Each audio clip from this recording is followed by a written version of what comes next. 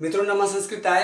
मैं हूं लक्ष्य कोचिंग एकेडमी से प्रवीण शर्मा और आज आप लोगों के लिए लेकर आया हूं एक बहुत ही ज़बरदस्त ट्रिक। आज आप लोगों के साथ डिस्कस करने जा रहा हूं भास नाटक चक्रम को। हम सब लोग जानते हैं कि परीक्षाओं के अंदर अमूमन भास के द्वारा लिखे गए 13 नाटकों में से कुछ ना कुछ प्रश्न पूछे जाते हैं और भास द्वारा लिखित इन 13 नाटकों को यथाक्रम याद रख पाना या कौन सा नाटक किस कथा को आधार मानकर लिखा गया है ये याद रख पाना थोड़ा मुश्किल हो जाता है। तो अगर हमें इस स्थिति के अंदर कोई ट्रिक मिल जाए जिससे हम आसानी से इन चीज़ों को याद रख सकें तो एक हमारे लिए आसानी हो जाती है। तो एक प्रयास किया गया आप लोगों के लिए कि आप भास नाटक चक्रम को किस प्रकार से आसानी से याद रख पाएँ। तो यहाँ पर बोर्ड पर एक ट्रिक लिखी है मैंने कि भास नाटक चक्रम में जो 13 नाटक हैं वो किस प्रकार से हैं। तो मैं चाहूँगा कि हम इससे पहले कि इसको डिस्कस करें उससे पहले आप इसे अपनी नोटबुक पर लिख लें जो मैंने ट्रिक यहाँ पर लिखी। उसके बाद हम इसकी व्याख्या करेंगे कि ये ट्रिक किस प्रकार से काम करती है।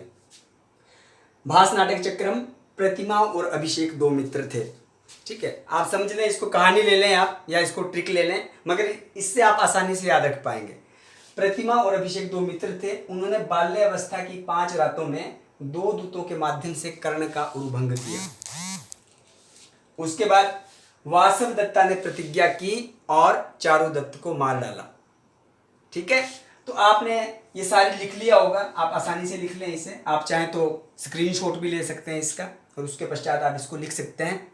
अब इसके बाद हम सबको ये पता है कि जो भास के नाटक हैं वो 4 भागों में विभक्त हैं, यानी कि जो इन कथाओं का भास के नाटकों का जो आधार है या जो इसकी कथा ली गई है वो 4 अलग अलग जगहों से ली गई है। जैसे इसमें कुछ नाटक हैं रामायण कथा मूलक हैं, कुछ नाटक महाभारत कथा मूलक हैं, कुछ नाटक उदयन कथा मूलक हैं और कुछ नाटक ऐसे हैं जो कवि की कल्पना पर आधार हैं, कवि की कल्पना पर आधारित हैं। तो जो इसके अंदर पहला लिखा है हमने, प्रतिमा और अभिषेक दो मित्र थे, यानी कि प्रतिमा नाटकम और अभिषेक नाटकम, ये जो 2 नाटक हैं ये रामायण कथा मूलक हैं। अगर आप लोगों ने भास के 13 नाटकों को पढ़ा है, आपने पढ़ा भी होगा पहले, मगर आप किस तरह से इसको याद रखेंगे, प्रतिमा और अभिषेक दो मित्र थे। इसका मतलब क्या हुआ, जो ये सेंटेंस के अंदर 2 नाटक लिखे हैं ये रामायण कथा मूलक है। देखो यहाँ पर तो भूलने का सवाल नहीं होता है, क्योंकि हम सबको पता है कि रामायण पहले लिखा गया है, उसके बाद महाभारत बाद में लिखा गया है और उदयन कथा उसके बाद की है और कवि की कल्पना ये यहाँ पर आप अंत में याद रखेंगे।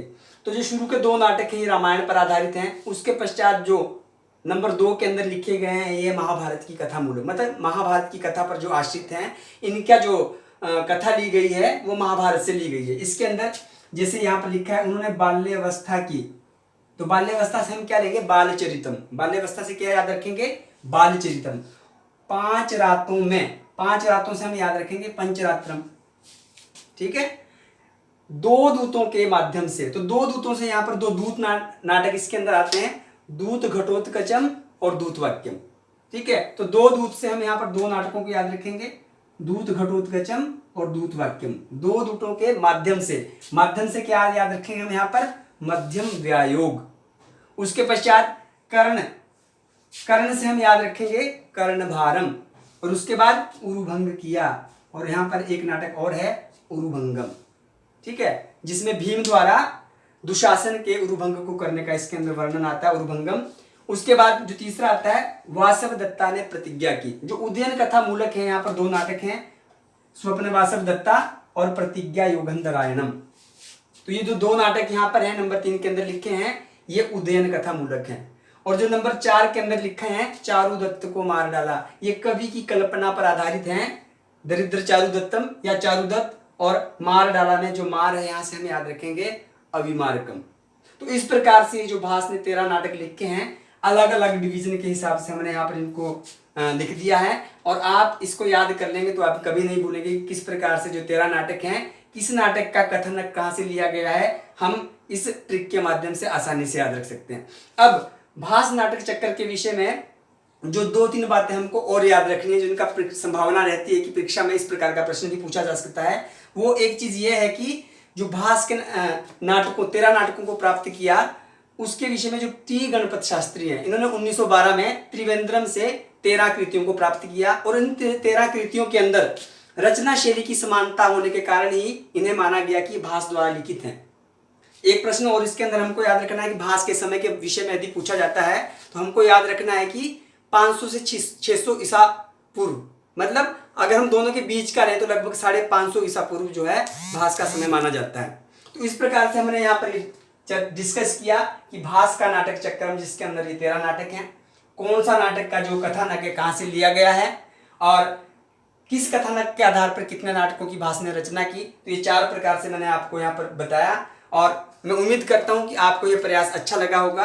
अगर आपको ये प्रयास अच्छा लगा होगा तो आप कमेंट बॉक्स में जरूर बताएं, और अगर इसमें आपको लगता है कि इसमें और गुंजाइश, इसमें मतलब इसको मॉडिफाई करने के लिए और गुंजाइश है, आपके पास कोई अच्छा आइडिया है तो आप उसे भी शेयर करें कमेंट बॉक्स के अंदर।